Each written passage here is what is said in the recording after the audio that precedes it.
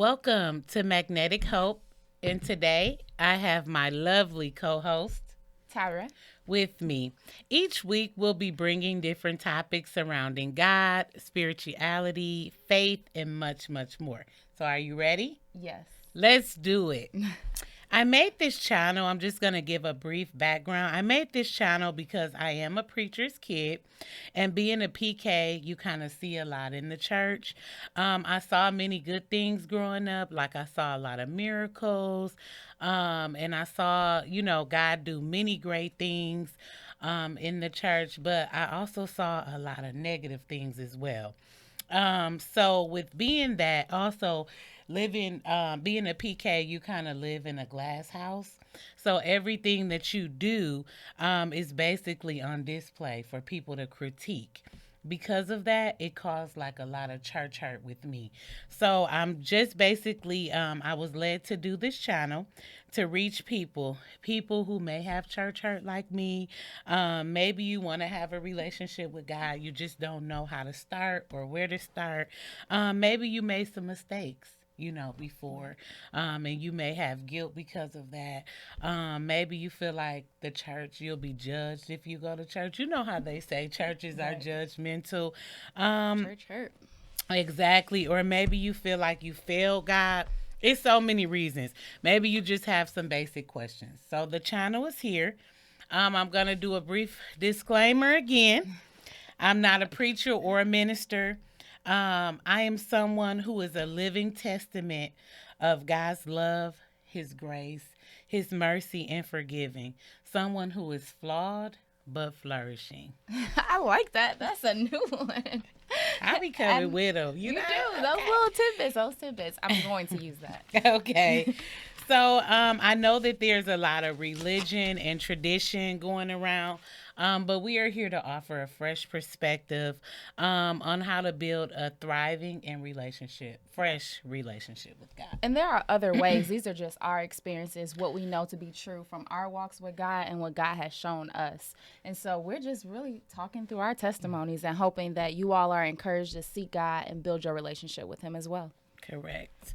All right. So I was asked by several people to do a part two to last week's segment, Understanding Your Season. So if you haven't checked that out, please do so. And don't forget to like, comment, subscribe, Subscribe. and share the video. All right. So you ready to go? Yes. All right. So the first season that we are talking about is the evolving season. So just being stretched, really, like God just puts all this on your plate, no more than what you can handle, but how do you balance that? And so when I was looking into this, I really zoomed into 2016 for myself. I was getting married, buying a house, had just had a baby, dealing with issues with my mom, and I felt like I was being pulled every way, financially, purchasing a house, paying for a wedding, and then a new baby, and all of these things coming at me at once. And I just depended on God on a whole nother level. Granted, I fell short through that journey. Like, I wasn't consistently in Him. I wasn't consistently fasting. I wasn't consistently reading my word. But God was putting me through this season to teach me how to do that. So I depended a lot on Sister Ann, some of the women who are seasoned in the church, to really help pull me and guide me on which way to go when I was falling short and seeking advice. And I'm very glad that you talked about falling short, because a lot of the churches lack transparency, and it's always the finger pointed. Right. But it is, sometimes you will fall short, and Right. your faith will be shaken. Even me this week, after we did this segment, the devil, he fought tooth and nail, even down to Right. scheduling difficulties. So I like that you're transparent about your shortcomings and how you actually can grow from them. Oh, go ahead. I'm sorry. One thing I wanted to say about the evolving season is throughout each one of those situations, whether it was my pregnancy or just the purchasing a home for the first time with my husband, I never felt worthy. I always felt like, God, why is this happening for me? It was like this space of being stretched and being given all this opportunity and things that people pray for. People pray for babies. People pray, or women pray for husbands. But I was like, God, why are you giving it to me? I've been this, done this. I'm Right. not worthy and I can't handle it. Well, I felt like I couldn't, but I had to learn to lean on Him, one, seek people for advice. And so it's this phase of God showing you how much you can handle and how worthy you truly are in His eyes. We may not see that, but God sees that. And grace. People don't understand. That's why we have Right. grace. That's Yeah. the main reason of grace. And I think we need to teach on grace as well. And it's not saying, it's not giving people a pass, Right. but it is grace. Right. Striving. And in this season, the evolving season, I learned so much about the myself. That was the season where I was intentional about my relationship with God, and that was also the season that I had to deal with all the issues in my life that I had swept under the rug. Ooh. We don't pay attention to mental health and Right. self care and things that I had experienced as a child and I had experienced in relationships. And my dirt was dug up. God dug up that dirt in my life so that an abundant seed could be planted. And that's the season where I did a lot of fasting during that season. And that's when I started the 3 a.m. prayer. I started getting up at 3 a.m., making a sacrifice to just pray. So that was the season. That was my evolving season. And I like that you talked about God digging up the dirt, because during pregnancy, this is my personal thoughts for every woman who goes through the blessing of carrying a child. That is an experience. God digs up the things that are really inside your womb and your Yes. soul, and forces you to deal with them. And one thing, when we go back to unworthy for my journey, am I worthy of being a mother? Can I handle that? Will I have a great relationship with my daughter? Her health, I had a lot of health issues going on, and just questioning the process and not necessarily trusting God. So we were on opposite ends. You knew what to do. I was seeking what to do, but the same process happened. God dug us up a little bit, stretched us, and showed us our worth. And see, we both went through that season, but just in different ways. Right. So I'm glad this channel is here too to offer a different perspective. It's no wrong way. God might Exactly. deal with somebody one way and somebody the other way is too. Right. The next season is the cropping, the trimming season. Woo! That's 2014. God taught me how to gracefully lose. When you are dependent on something and you feel like God is guiding you to do this one thing, and it falls. Wow. And so I had been competing for pageants for a few years, and I felt like this is the year. The state of Wisconsin has never had an African American winner in the Miss America program. Okay. Oh, I'm ready. This is my year. This is my Yeah. opportunity. I can inspire so many women to be mentors, to get to know themselves, be true leaders in their community. The first year I competed, second runner up. So the next year I go in, 2014, for the 2015 title, sure win, right? This is possible. No, I did not even place. Oh, And God showed me how to gracefully cheer on your sister, because I had a sister queen, and we're so competitive as women. And He showed me how to gracefully lose, and how to, again, go back depending on Him. And I lost a lot of friends throughout that process. God really shifted the circle that I was in from worldly to godly, in my opinion. Women who are seeking God and walking a path with Him to show me how to do so, versus the friends that I enjoyed, but we went out to the club all the time, we partied. And so it was a total shift, and He cropped what I knew to be familiar and really transitioned me to a new lifestyle. And when I started losing friends, I didn't understand it. Right. But sometimes you have to. Everybody can't go. They're only for a season. Right. And people, sometimes you just have to understand that. It was this season where I ended a lot of toxic relationships and friendships that I had with people. I learned to be content within myself. I was always a person on the scene. I learned I didn't have to be on the scene. I would go home, go home, run me a bubble bath, get a book, read, like a lot of self-care at home. And I learned how to do that. That was big. I learned to stay away from gossip and mind my own business. Right. It was that season where I didn't want my name and stuff. And so I was like, up, if I have to go in hiding to keep my name out of stuff, that's what I will do.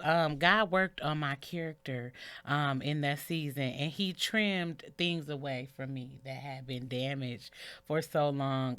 He replaced them with integrity. He and showed me how to become a better person. God also trimmed bad habits from me. He cropped out things. It was something that I had been struggling with for 15 years. He got rid of that. Just things that I had overall been struggling with. That was my cropping I'm season. glad you said that because even in that journey of pageantry for me, I was so used to women competing. I never saw Mhm. women who were genuinely friends and just supporting each other. And God showed me how to do that. Mhm. And that year, although I didn't place, my sister queen, she won Miss Wisconsin that year. Mm. And I have this picture of us hugging on stage right when she was crowned. And I was crying, not only because she won, but because I had it in me to support a woman through a journey and not Mhm. compete with her. And Mhm. for so long in my mind, I didn't think that was possible. Mhm. So just cropping some of those internal stigmas and things that we struggle with on our own happens in that season too. Yep. Yep. The wilderness season. Oh. Ooh, that's a tough one. And we talk about self care, like getting to know yourself and isolation in a form, but this is another form of isolation. It's Mhm. forced, it's not something that you really want, and you feel like you have no control in a sense. Mhm. Mhm. And for me, that has been my pregnancies. My Okay. first child, and even my second that I just had this year. God has always dealt with me in those moments. And I think it's because it's, for me, the most vulnerable time where I allow God to come in Okay. and do what he wants, Okay. and learn how to build that relationship with him. And Okay. that's been one of my trying. I hope I'm over that for my next kids because it is not easy. It's not easy to sit there and deal with yourself, but God just comes in. He takes all desire away from me to do other things. And for this child that I just had, in April, he just told me to seek him. Mm. Yep. And for my wilderness season, I lost my job. I talked about that a little bit before in the last segment. That was the season where I totally depended on God. I had my health attacked in that season. I started to have all these gastro issues. They ran every test, ECG, GGD, every test you can run, they ran. But thank God they never found anything wrong with Right. me. But it was still, I went through it, and my health was attacked. I didn't know what was going on with me. Um, and also, I had to deal with the weight in that season. It was hard. The wilderness season was hard. But one thing out of the wilderness season was that was one of the best seasons for me because I learned strength. I learned resilience. I did a lot of fasting and praying in that season.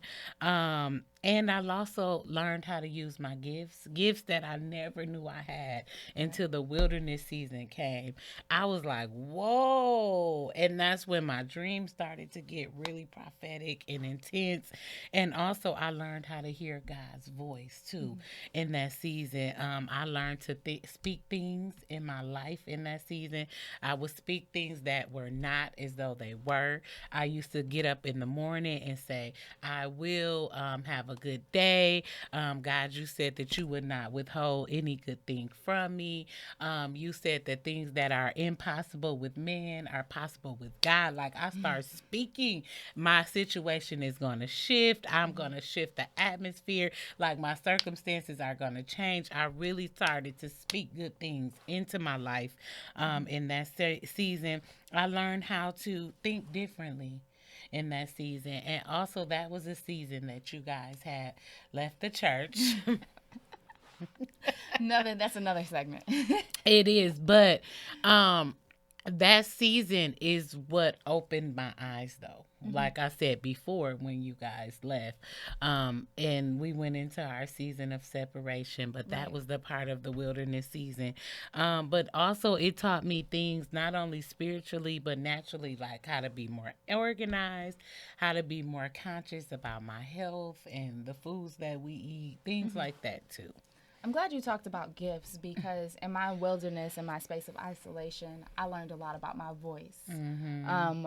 what that meant for my personal journey and what I needed to learn, which led me to my reaping season. And so, Okay. in my mind and in my journey, the wilderness is there and it's Mm-hmm. for a time, whatever season God has ordained for you, but the reaping comes right after. Right. And it was in what I learned in isolation in the wilderness that led me to where I believe I am now, the Mm-hmm. desires of my heart.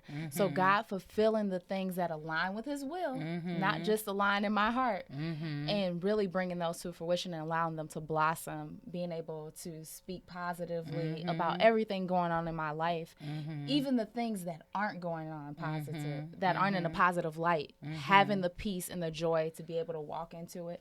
And I feel like right now God has aligned my gift speaking with all the things and opportunities that he's putting in front of me, and he is telling me and giving me discernment on what to do and what not to do, which brings fulfillment versus me getting led astray by my own desires and selfishness. Yep. And so sometimes in the wilderness season, we want to stray away. We want to give up. But it's important. Another saying, don't get out of alignment with your assignment. I'm all about it. I'm all about it. So, I mean, just staying in alignment to Right. what God has for you. And just like it's raining outside now, Mm-hmm. and fall comes, winter comes, all the seasons come. Right. We may not like it because my season is summer. I even like the spring, but it's a part of life that the Right. seasons do change. And it is periods that you go through. And look at all the stuff I've learned from the wilderness. Like I said, that was the most. That was the season of learning for me where I learned the most. And now the reaping and the fruitful season, and I'm slowly coming into the sea. When I say slowly, I mean turtle snail slowly, but I am coming to into this season, and I'm starting to see my prayers answered. Prayers Right. that I've been praying for For years, years. and Years. I'm starting to see things manifest, things Mm-hmm. that God told me that would come and would happen. I'm Right. starting to see things manifest, prophetic dreams, like I'm starting to see my dreams take place.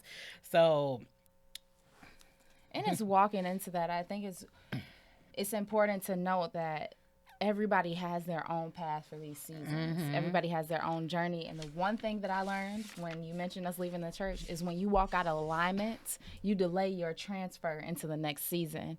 And so when me and Hope were talking about doing a part two, I went to church and God was like, just pull open your notebook. I journal a lot. I have 6 notebooks that I use currently, all for different topics, very organized. And I went to this page, I flipped it over, and it was from 2018. And I had broken up my seasons where I felt like God was calling me. And when I read it, I just got chills. And I text Hope, like, this is amazing because God showed me my seasons to come. And what happened, and the reason why 2018 didn't go as I thought it would have, I walked out of alignment with God mm-hmm, just because of my flesh. And so mm-hmm, it was just like full circle. Wow, like God showed me. He will give us a vision. He will show us when we're walking into the wilderness, when mm-hmm, we're walking into seasons of trials and tribulation. He gives us those visions. It's a matter if we're listening, if our mm-hmm, ear is tuned to his voice, what our mm-hmm. relationship is like with God. Yep. And that was just a confirmation that I hear God, one, and two, he is always with me. It's Yep. a matter if I'm walking with him, if Mm-hmm. I'm in alignment with his will. And I always say God is a relational God. People don't understand that. The relationship that you have with God is the relationship Yes. that God has with you. So we're gonna get ready to kind of wrap it up. Mm-hmm. Maybe you're in a season of transition. Your life is transitioning. Maybe you're in a season of grief. Maybe you lost a loved one and you don't understand it. And I dealt with that season for 10 years. That is a very hard season to go through. I thought I would never get over that. But God really helped me through that. Maybe illness, unanswered prayers, new challenges, infertility. Right. I have a friend who has a good testimony about that. Waiting, divorce, like I said, your own business. Maybe you're financially going through things with the job, deliverance, so much. Or maybe you're just trying to get by. Right. Um, so basically, maybe you can't see or imagine how this particular season could be a blessing, but it Right. is. It is a blessing in disguise. You will get through it, and Hmm. seasons change. I'm Amen. going to end with this scripture from James 1 and 2. Consider it pure joy, my brothers and sisters, whenever you face trials of many kinds, because you know that the testing of your faith produces perseverance. Let perseverance finish its work so that you may be mature and not lacking anything. That's a good one. That's a good one, and it makes you. So I'm glad you found that scripture. Yes, and so we're gonna have one question because I see we're kind of going for time. Somebody asked, "How much time should you spend with God a day?" That is something that I struggled with at the beginning of my journey, but what I learned is 5 minutes here. It started Okay. at 5 minutes, and then it just kept growing my desire, my conversation with God, and now I wake up and I dedicate an hour to just seeking Him. Was I there at the Wow. beginning? No. Do some days I wake up and I struggle to get in that prayer, and Mm-hmm. it may only last 20 minutes. Mm-hmm. So I pray first, and then I read His Word, and that's 2 hours of time for me. However, it did not start there. It started with one scripture, Mm-hmm. 5 minute prayers, quick prayers throughout the day, and I still do all of the above, but I dedicate these 2 hours just to God, because Okay. if I don't do that, I'm unbalanced. Mm-hmm. I'm looking for answers in the wrong place, Mm-hmm. unintentionally, unconsciously. Yes. So, what I would say to the person who asked that question, or anybody who is really seeking to figure out the desired time, just start Mm-hmm. small. And as you build and as you have a conversation with God, you will naturally grow, and the time will naturally grow. There is no start at 30 minutes and you grow from here. God will deal with you. And I learned too when I first wake up, I always pray, God, thank you for waking me up. Hmm. And when I leave the house, God, you said that you would bless my going out and my coming in. Cover me in the blood. Just making him a priority throughout your day. Right. And I'll put on my little music, my little gospel, or a good inspirational word while I get dressed. Something, Right. sometime, even when you're busy, it's little things that you can do to Yeah. make time for him. And to always feed your soul, because that keeps you hungry for Him. Always Mm-hmm. listening to gospel. Yes, I may go to other music every once in a while, but I try not to tamper with my peace and my joy and Exactly. where I'm at. And so when Mhm. I feel weak and I feel like I need to hear from Him, Mhm. I go to prayer, I go to scripture, I go to music. One of those Exactly. three things. Because if you Mhm. don't, then you find yourself swaying or getting out of alignment with God. Yep, exactly. And that's why it's good to have people, positive people in your circle because when let's say I don't know, I'm having a rough day or something, like you will send me a YouTube or you Right. know what I'm Right. saying? And it'll be like, wow, this came right on time. Right. So that's why it's good to have positive and good people in your circle too. Exactly. All right. So we're going to wrap it up. We'll see you guys next segment. We're going to try to come on every week. Yes. It's so many things that have been going on, but I know that God will make a way for us. So we'll see you on the next segment. Don't forget to comment, like, subscribe, Subscribe. and send us your questions. We'll be happy to answer them at the end of the Yeah. segment. Peace. Bye.